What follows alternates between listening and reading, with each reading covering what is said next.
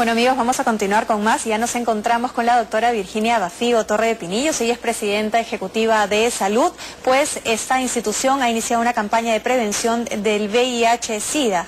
De hecho, aproximadamente son 2.700 los casos de infecciones de SIDA que se han registrado en nuestro país en el año 2011. Una cifra algo alarmante y es preciso conversar acerca de esta campaña. Muy buenos días, doctora. ¿Cómo le va? Buenos días, Claudia. Encantadísima de estar en tu programa. Yo más encantada de entrevistarla, sobre todo para hablar de ese tema tan importante. Ustedes dicen que la principal razón para esta campaña es llegar a cero infecciones y también cero discriminación. Exactamente, y cero mortalidad. Este es el lema de ONU-SIDA, la Agencia de Naciones Unidas especializada en VIH-Sida, y nosotros nos unimos a ella porque tenemos la convicción que una de las razones más importantes para adquirir el virus tiene que ver con el estigma y la discriminación de las personas que son parte de la diversidad sexual y que también son víctimas del estigma de la comunidad. Entonces no acuden a buscar consejo, no acuden a hacer prevención primaria, y entonces cuando llegan a los servicios de salud ya es tarde porque han adquirido la infección y seguramente se encuentran en un estadio avanzado. Claro, cuando habla usted de discriminación, esas son aquellas personas que de repente piensan que son portadoras del virus pero que no se hacen el chequeo oportunamente.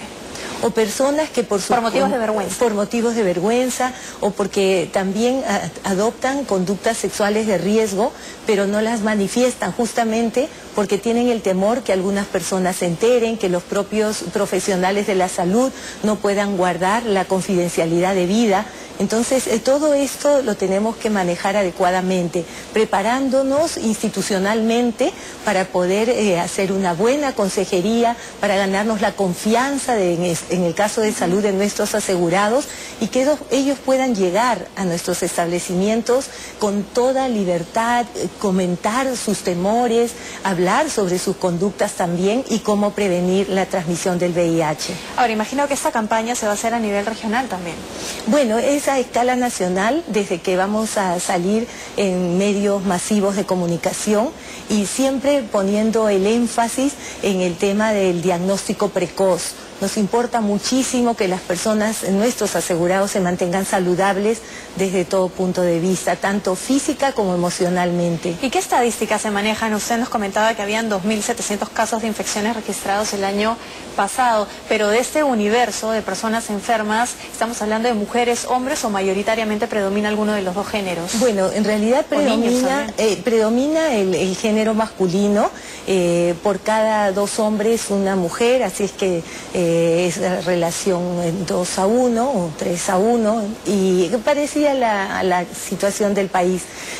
También tenemos niños que adquieren el VIH, sobre todo a través de la transmisión madre-niño, y esto es fundamental porque es evitable, la transmisión madre-niño es evitable. ¿Cómo nuevamente? Se evita haciendo un diagnóstico precoz. Ojalá se pudiera hacer diagnóstico en el primer trimestre del embarazo, pero si no fuera así, hasta el último momento del embarazo podemos intervenir con profilaxis de esta transmisión.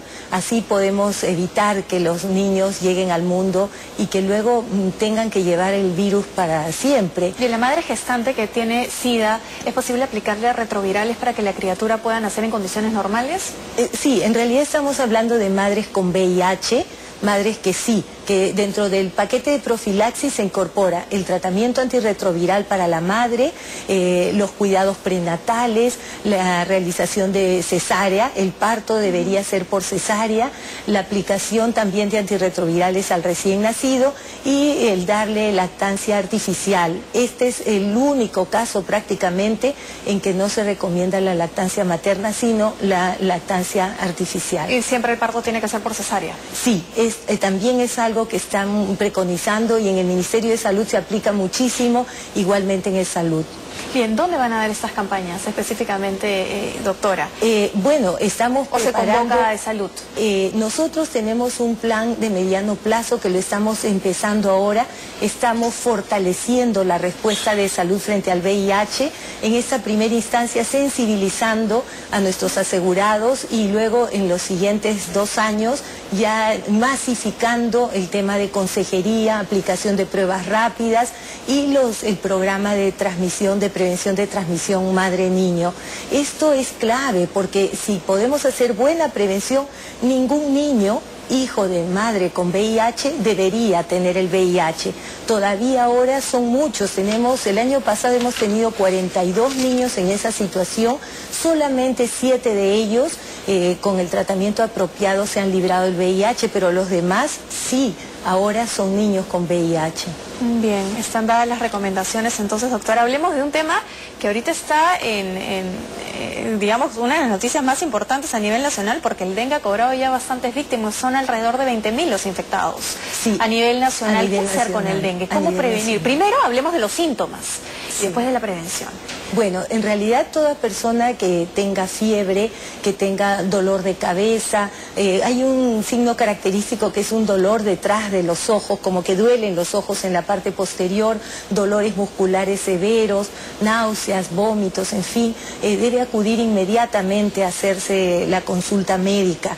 Luego, si esto progresa, digamos hacia el tercer o cuarto día, podemos estar frente a un cuadro de dengue con síntomas serios. Allí podemos tener dolor abdominal, acentuación de los vómitos, y ya dengue grave tiene componente hemorrágico, ¿no? Sangrados de mucosas, en fin. Claro, eso es cuando ya el estadio es bastante avanzado. Sí, y pero shock, ¿no? ¿cómo darnos cuenta si es que recién nos ha picado el zancudo, no sé, unos 2 días antes? Bueno, en realidad, si nos ha picado 2 días, todavía no hay síntomas. Exacto. Porque el periodo de incubación es entre 5 y 7 días. Lo que tenemos que hacer es la prevención, sobre todo en zonas endémicas como en Pucallpa, por ejemplo, donde hay tantos casos en este brote, es evitar estar en contacto con los zancudos. Y hacerlo significa evitar también tener los reservorios o los criaderos de estos zancudos. Habitualmente cualquier recipiente que contenga agua limpia se puede convertir, y de hecho se convierte, en un criadero para los zancudos. ¿Y qué se tiene que hacer, por ejemplo, en la capital, donde lamentablemente muchas personas que vienen a asentamientos humanos en zonas muy pobres tienen que comprar agua de camiones cisternas y las deben de almacenar por varios días? ¿Qué hacer con estas familias? Bueno, las medidas son universales. En cualquier lugar donde existan recipientes, donde necesitemos tener recipientes con agua para consumo, es tenerlos muy limpios, porque en las paredes de los recipientes, sobre todo sobre el nivel donde está el agua, allí se depositan las larvas de los huevitos primero, se forman las larvas después, y entonces debemos tener recipientes limpios y permanentemente tapados, ojalá herméticamente tapados, para evitar que los mosquitos, los zancudos ingresen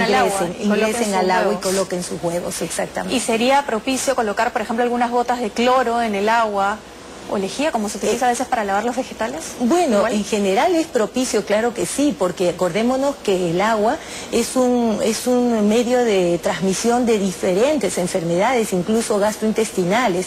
Así es que siempre poner unas gotas de cloro en el agua va a ser muy útil. Adicionalmente, porque no siempre se puede correr del zancudo, ¿no, doctora? No. Por ejemplo, sí, pues porque está en el ambiente. Pero adicionalmente a la recomendación que usted ha dado, ¿qué otras cosas deberíamos hacer? ¿Desinfectar de pronto las casas? ¿Hacer una suerte de fumigación en la zona? Sí, en general estas son las medidas, pero la fumigación solamente se utiliza en casos de epidemia, cuando hay un brote severo, porque lo importante es evitar que el criadero esté activo, esté disponible para los zancudos, ¿no? Eso es importantísimo. En este momento, por ejemplo, en la selva sí se está haciendo fumigación porque están en pleno brote. En Lima eso no se recomienda. Estaba viendo en una nota de prensa de salud que una madre gestante y su bebé han sido atendidos porque tenían los síntomas del dengue. En esa noticia, ¿quiénes son entonces las personas más vulnerables? Imagino que también las gestantes. Sí, y es importantísimo conocer personas que tienen un estado inmunológico deprimido, llámese gestantes, personas con diabetes, personas obesas, personas que están usando corticoides, personas con VIH también. Todas ellas deberían tener especial cuidado de acudir apenas tengan síntomas de fiebre, para que el médico pueda evaluar su condición, sus antecedentes y su condición actual. En estos casos, habitualmente es mejor que los pacientes estén bajo observación. Si las personas viven lejos, por ejemplo, de un establecimiento y no les va a dar tiempo para llegar ante la presencia de síntomas de riesgo, entonces es mejor que se queden en observación. Y por eso es que hemos traído a Lima a las dos personas que usted mencionó, Claudia, la señora gestante y al recién nacido de 12 días. Claro. Bueno, doctora Bafío, de hecho ahora usted está en la Presidencia de Salud, pero antes de que usted ingrese, las aguas estaban bastante movidas en esta institución, que hubieron muchísimos problemas, como por ejemplo la huelga de los médicos, que prendió candela. Ahora, ¿cómo está la situación? Coméntenos un poco. Bueno, estamos trabajando codo a codo con nuestros médicos, en general con todos nuestros profesionales de la salud, para poder brindar cada vez un servicio de mayor calidad a nuestros asegurados, y estamos impulsando fuertemente el concepto de humanización de los servicios de salud. Es decir, queremos que nuestros asegurados nos sientan como que todos somos parte de una gran familia, que nosotros, servidores públicos, somos capaces de ponernos en su lugar y atenderlos como nos gustaría que nos atendieran a nosotros. ¿Y cómo están logrando eso? Porque los doctores, lamentablemente, con tanta huelga también habían mellado un poco su imagen frente al asegurado. Bueno, fue una situación, digamos que temporal, muy excepcional, y estoy segura que trabajando juntos y también recuperando las capacidades de operación de nuestros establecimientos. Muchas veces la falta de equipamiento, de medicamentos, en fin, genera frustración, tanto en los asegurados como en los servidores. Estamos empeñados intensamente todo este tiempo en recuperar esta situación de mejor atención para nuestros asegurados. Así es, sobre todo porque los asegurados son lo más importante, definitivamente. Nuestra razón de ser. Así es. Bueno, doctora Virginia Bafío, muchísimas gracias por haber estado con nosotros, Presidenta Ejecutiva de Salud, y los mejores éxitos en esta campaña para combatir el VIH en nuestro país y también el dengue. La advertencia ya está dada, espero que hayan tomado nuestros televidentes las recomendaciones también. Bueno, amigos, nos vamos a una pausa rapidito y vamos a